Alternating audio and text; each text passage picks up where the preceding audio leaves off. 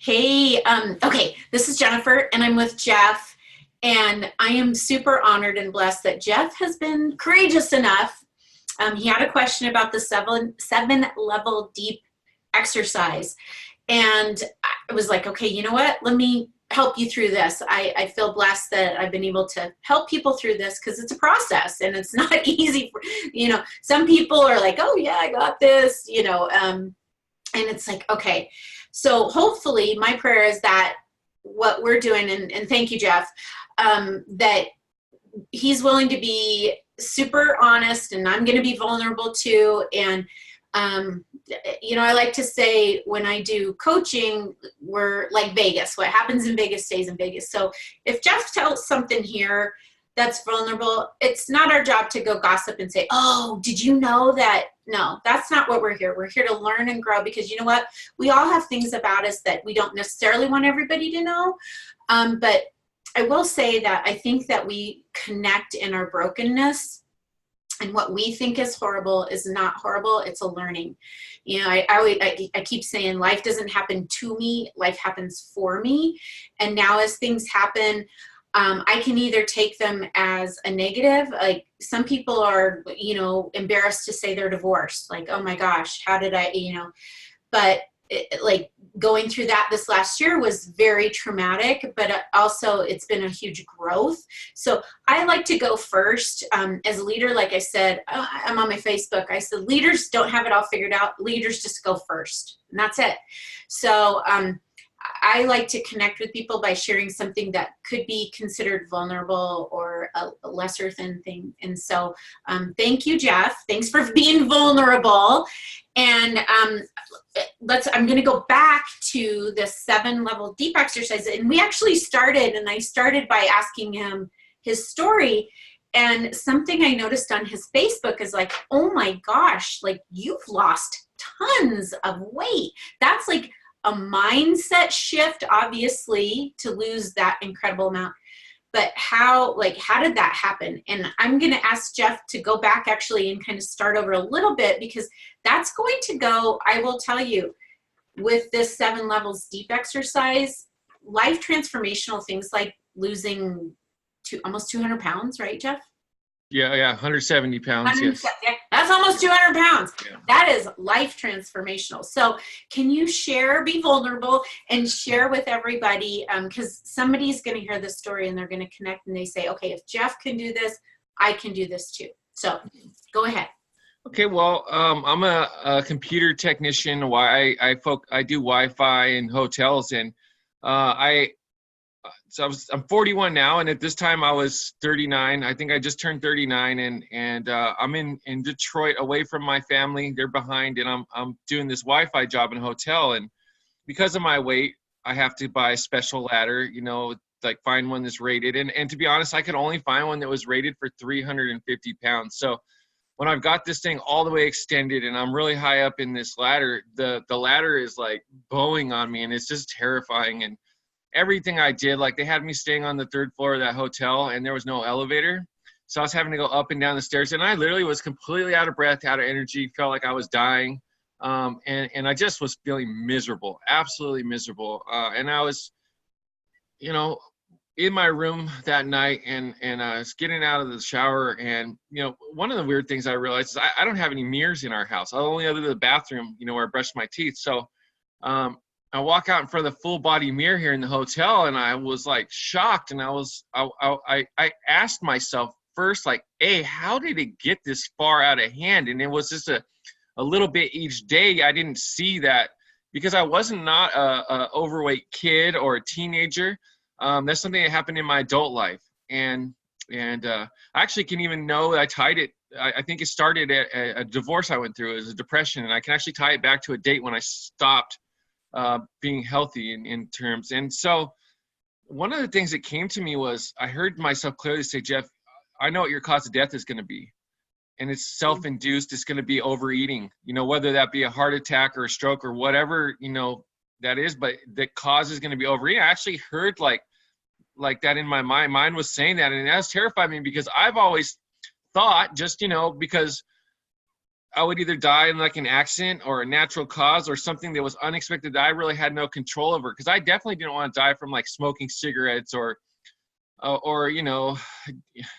running against the bulls in Spain, because this is something I could avoid. So I decided not to do those kind of things. And I realized that my cause of death was something. So I became accountable at that very moment in my life, and I decided to take my health back. And it was right about that time. I started doing some drastic things, like I just changed my lifestyle, my eating habits, and I began exercising, and all in very immediate change. But I did small steps. Like I didn't just start running. Like I couldn't run. I literally started walking, and then I would walk and run another, for as long as I could. And then next time I go a little bit further. And it's been building up. And the one thing that happened before in the past is when I was dieting and I would have a bad night or wake up in the middle of the night, eat snacks, I would just give up and my diet would end, and that was it. And now if I wake up in the middle of the night and eat something I shouldn't have, or we're traveling and I eat a meal that I kind of regret afterwards, I don't quit. I just work harder now. So it just feels me to like, okay, I really need to compensate for that. But because of that, that's how LifeVantage came into my life, because I would not have been open to anything about my health. So when I first heard the message, what we had, so I've always been searching for residual income, but that's not what really got me. Initially, it was the ABC video, and I said, oh my gosh, I have got to get this in me. And I really, they presented the Vitality Stack to me, and I saw and understood the benefits of that. And I wanted to take it. I did the math in my head, and I thought to myself, wow, that's a lot of money. Mona's never going to go for this. Mona's my wife, by the way, for those who don't know. And so I began looking more into the opportunity. I knew that there was a business behind it, and I was really excited about that too. But, and I think this is important to say, but when I presented this to Mona, after I heard it, she didn't hear the presentation. She looked at me like I was crazy, and she says, Jeff, we already have our own businesses. What are you doing? Like, let's just focus on what we're already doing, and I actually kind of felt discouraged. But in the back of my mind, I was like literally kind of just, well, maybe she and I want to do this business. And in my mind, I was funny because I was like, if I could get Mona and a couple of her friends to do this, then I could take the products for free. That was my initial thing. And she and the people that I thought of weren't interested initially. But I just kept stewing on it. I kept researching. I read all the studies. I was following Melissa online. And I just couldn't stop telling Mona about it. And I finally got her to look. And so that, that's where I am and how we came into the business. So hopefully that answers the. No, that's great. And for people that are watching this, it's so important. Like if you're working with somebody on this 7 levels deep exercise, you got to know a little bit about them. Like you can't just jump in, right? And so, one, thank you for being vulnerable and talking about that. And 2, now that gives me a little, because Jeff, we're not on the same team, so I don't know Jeff. First time I met Jeff, Melissa's bragged about you and said amazing things, and so I'm like, okay, let's do this from a new person, right? We don't have necessarily this connection. So for this, that's perfect. Okay. So it gives me an idea, and I know you have 2 children and you're married, and now I know you're divorced. And so again, we're gathering information, not to use against, but use for somebody, right? Yeah. And to go back to the 7 levels deep. Okay. And if you get stuck and you're not doing this with somebody and you don't want to feel comfortable reaching out, go back to, it's used to help determine what really drives you to accomplish anything in life. So this isn't just LifeVantage. So, and it's just such a gift to know why we're doing things, whatever it is in our life. Why are we doing? And I will tell you, most of the time, it goes back to family.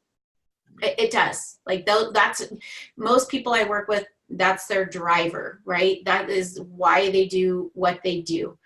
And it's something like, what would you die for to do? Like, what is it, when we talk about why, what is it, and what is important to you about becoming successful? So and success is different for different people.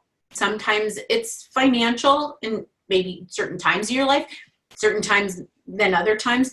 Maybe it's connection with family, connection with source, connection with whatever. So, don't get hung up on thinking, okay, what's success mean to others? No, what does success mean to you? So if you were, Jeff, like at the ultimate success level, right? You're like, yes, I would be successful if what? What would you, when you have ultimate success, what would that look like? Well, what I originally came up with when I thought this is two words, like financial and time freedom. But honestly, I think that's what I mean, it's a good start. But what happened is I actually took both of those words, and then I kept stepping down and trying to add in it, and I ended up finding that it was really hard to hone in. I actually started off at two things, and then I took both two things down a path. And so I don't know that that's the best starting point, but let's go from the, like, I'd love to, that's why I'm here to do this guided. And I just wanted to point out that that's actually, maybe it's helpful to other people, just to share what happened the first time when it didn't work. Or it's not that it didn't work. I just, I didn't get a lot of clarity. I actually got more confusion. Like I thought I knew which is good because I realized this goes deeper, but I actually went so deep and now I'm confused, like as a, like a where spin, I'm at. right? Exactly. Yeah. Okay. So you have time and financial freedom, right? Yes. Okay. So why is it important to you to have time and financial freedom? Well, like, we're going to peel back the onion. So if you had both time and financial freedom, what would that look like to you? Well, so don't think of them as two different things. Yeah, like, it's the same as a whole. Give me the perfect day. What would you be doing on the perfect day of your life? Well, I'd like to go to the gym early, so work out early and get that out of the way.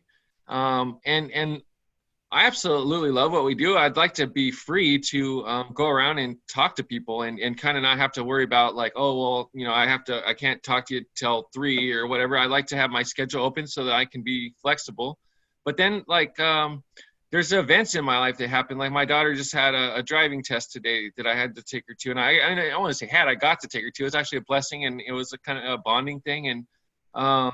And my parents, so we live in a house that is an old house, and it's got multi-levels. It's kind of separated. At one point, they must have rented out the top floor in the middle and stuff. But my parents live on the main floor. My wife and me, we live on the top half of the house, and we have our own everything. So it's very separated, and we can get busy in our day. And it's like I don't get to, it's almost like they're not here if everything's going hectic. And I'd like the time to make it feel like we're actually get to see them more often than just in passing.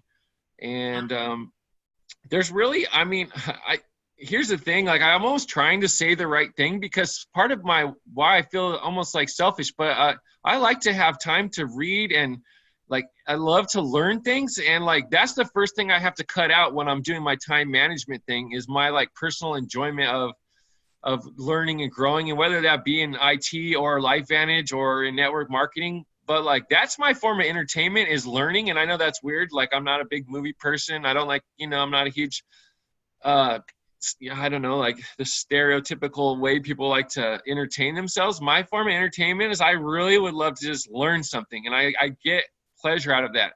Mm-hmm. And that is I don't know if that's selfish or not, but I feel selfish when I say it in terms of like a lot of people's why. Maybe I'm judging, but it is like you say, it goes back to family and everything. And especially when I start thinking a lot of these things are like, well, I'd really like to learn about this more, or, and.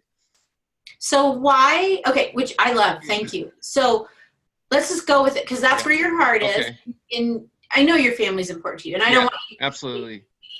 Don't feel like you're being judged. Well, my family's not number one, like right now. Okay. Yes, they are. Like, those were the first things that you said, but there's a component, like you would have time to learn.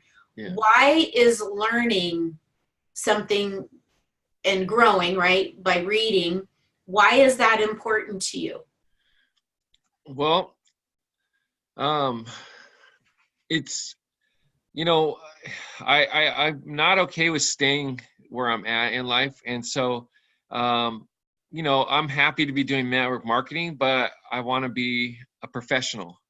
I'm happy being IT, but I want to keep learning more. There's a lot I don't know, and um, it drives me to get to the next step of whatever, whether that be in LifeVantage or whether that be learn more about IT, and it enables me to be better at what I do. And I guess looking at it, what I like to do is help people, and so even in IT, I don't like to deal with servers and things like that because I like doing IT that is very impactful in your life. So that's why one of the reasons I like Wi-Fi, something tangible. I come into your hotel or office is having all these problems and people are complaining.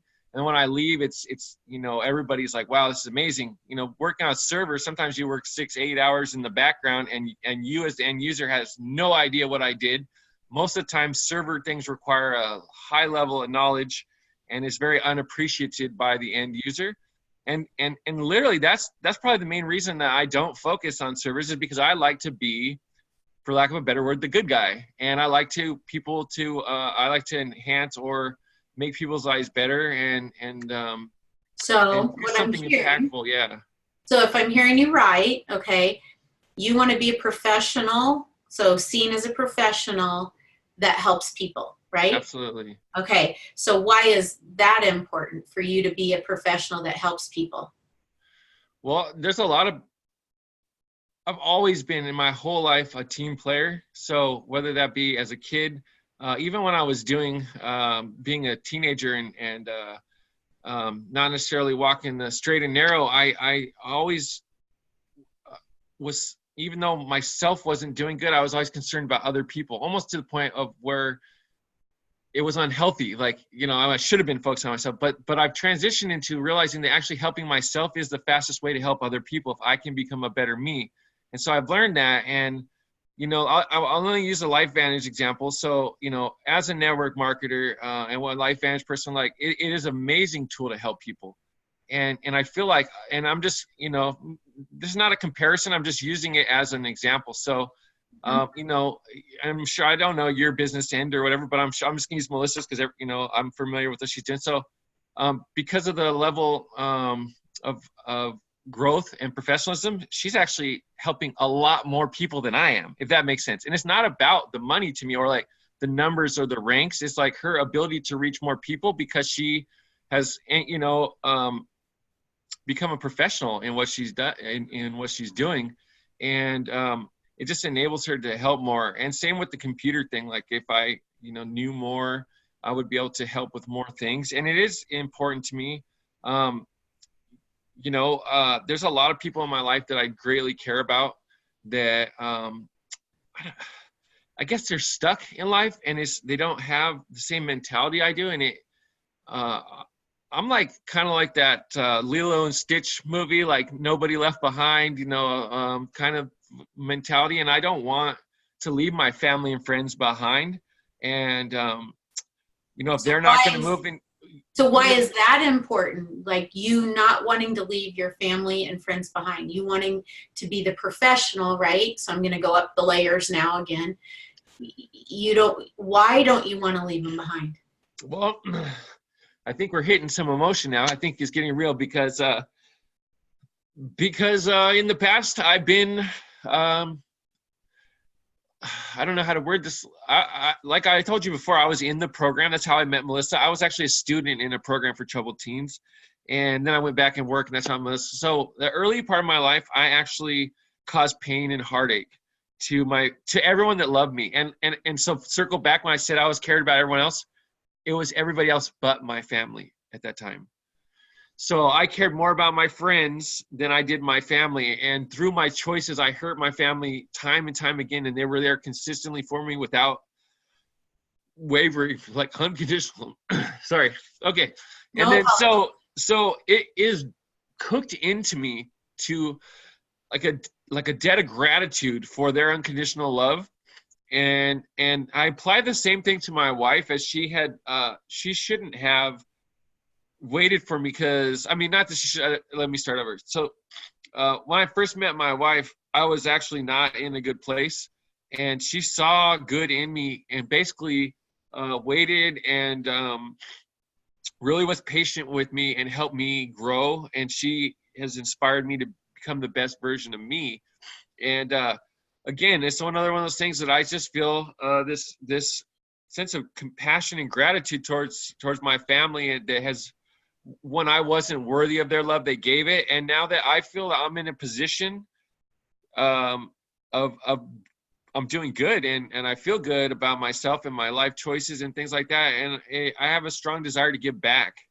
And it's not just to my family. Like like at church, a lot of people go to church.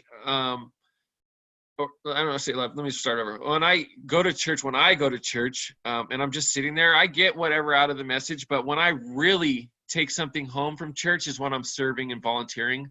And like initially I started serving and volunteering at church selfishly because that's how I was getting fed. You know, looking back, I love being part of something that's bigger than me. And being part of a group of a community that's doing something in a positive way that I couldn't do on my own.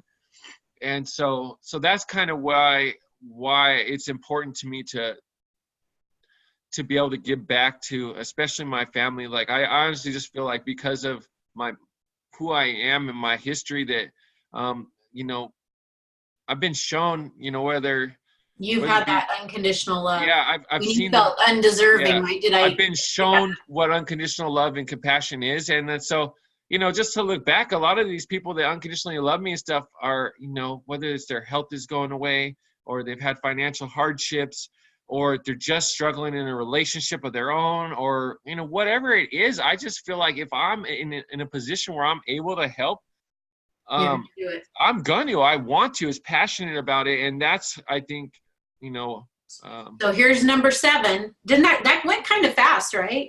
Yeah. So why is that important to you? Well, you know, I can go all the way back to that day I was looking in the mirror, and like I feel like how dare me make choices that would take me away, and leave them in a position. You know, I imagined when I died, like I played that whole thing out, whether I wanted to or not. In my mind, I heard myself say the cause of death, and I almost like envisioned my funeral, and I could just feel, I didn't see, I felt the emotion and pain that my family, my wife was feeling. And then I felt almost like ashamed that this was something that I had a choice. And so that's kind of where it is that I'm accountable for my own choices and actions. So I can no longer play the victim role. Like I've gotten myself in a position where I don't have any excuses now that I'm aware. You know, way when I was unconscious, it could have been easy to like kind of like go, but now I get it. I've seen true love and compassion. I'm accountable for, so nothing was done to me. I did to myself through the choices I made. And because of that, I've been given multiple first, second chance opportunities. I'm the guy that's got 6 second chances. Like I'm like a cat. I got 9 lives here and I'm running out. So it's very time for me to just become accountable and take my decisions and choices like very serious, and giving back is huge. I mean, it is what fuels me. Yeah. And I love it. Well, thank you. You know, for this, it's like now anchor this feeling that you're feeling, right? You're accountable, you have choices, you know, you want to leave this legacy to your family that you made good choices, that you didn't, you know, on your deathbed, they're going to think other things, but they're not going to think, gosh, Jeff had choices that he could have made differently, and now he's going to die of heart disease or whatever, you know, from being overweight. And when you're having a hard time in life or LifeVantage, you go back to this because you will. Like, it's a business. It's part of life, right? Oh, yeah. Yeah, absolutely. And hopefully by doing this exercise, when you're in those down times, like, I'm like, sure, like, I liken this to like losing weight as well, or whatever your business, those times that you're like, I'm tired, I don't want to go to the gym. Those are the times you really need to, like, I don't want to make the call, I don't want to do it. Those are the times where you push through and you made a choice. You made yourself accountable to living your best life. And those are the times that you really do. So if you have these goals set, we talked about goals in the last couple of days, you have these goals, like, I'm going to, make 2 reach outs. I'm going to follow up with 5 people. I'm going to, whatever yours, I'm just like throwing things out, but whatever your goals are, again, these are lead indicators, not lag indicators, not signing up or not getting to a pro level, but things that you're actually in control of. Yes. When you make a commitment to yourself, I don't care if it's at 10 o'clock at night and you didn't follow through. Like, I know what mine are. And at 10 o'clock, I'm texting somebody and I'm like, ooh, I hope they're not sleeping right now. Or if they are, I hope, but I got to do my goals for me. Then I go to bed on my pillow. Okay, I did the best I could. Yeah. So I'm going to take us off of record. And I hope, thank you so much, Jeff. I think this is going to help tons of people, tons and tons. And if somebody else wants to work this, I would be happy to work through this with anybody again. And, thank you for being so vulnerable. And I know you've helped somebody, and I'm hoping this helped you. Yeah, it did. And thank you. I appreciate your time and willing to, like, reach out. And when you saw that I was struggling with this thing, and you literally reached out, and I appreciate that. It just shows that you care as well. And so I did learn a lot, and I had a lot of takeaways from this, and it is a clarifying moment for me too, because like I said, I took those 2 things and tried to, like, take them each down. Why is financial, why is time, and really what happened was, I'm sure it circled around to the back thing, but it made writing it down it was just getting thing, and it's all really does tie together is what I learned right now. And when I look at really what drives me, it is the same. It really is. And I appreciate you helping me to discover that. So thank you. It's the gift is all mine, Jeff. Really, it is. And I think we learn that in this business, the more you reach out and help whoever raises their hand and says, I need help, and you have the capability to possibly help them, then we all have that calling to do that. And we all have different gifts. That's why I think I love Melissa and I's connection, because we have different giftings. Like, we're a lot alike, but we're very different. We have different giftings. So I'm learning tons from her. So me too. yeah, right. I know. So I'm going to take this off recording. Thank you so much. Hold on. Can't stop.